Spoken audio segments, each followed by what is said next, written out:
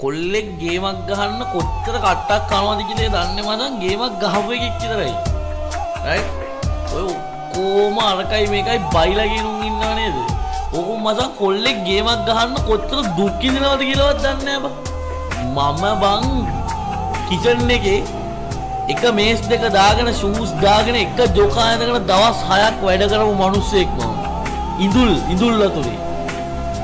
ඒ දවස් 6 ඉඳලා එද්දි කකුල් බේරිලා කුණු වෙනසයි. ඒ වගේ දුක් විඳලා ගේමක් ගහලා ආවේ බම් මෙතනට. ඒ ඉඳ මං ඒකේ රස දන්නවා. ඒ කට්ටේ රස මම දන්නවා. ඒක නිසායි කොල්ල වෙනුවෙන් වචනයක් හරි කියන්නේ බං. ඔළුව හදාගන්න. ඒවවත් තේරුම් ගන්න බැරි තරම් මානසික මට්ටම් තියෙන කොල්ලෝ ඉන්න උන් හිතන්නේ ලව් කියන්නේ එන ලොකු දෙයක්.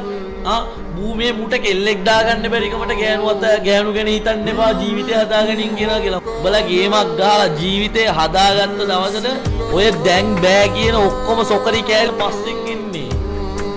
මං කියන්නේ ජීවිතේ ගේමක් ගහන්න ඕනේ කියලා මොරාල් එක දෙන කොල්ලන්ට හරියන්න ඕනේ. ආයේ එකෙන්ම හරියන්න ඕනේ.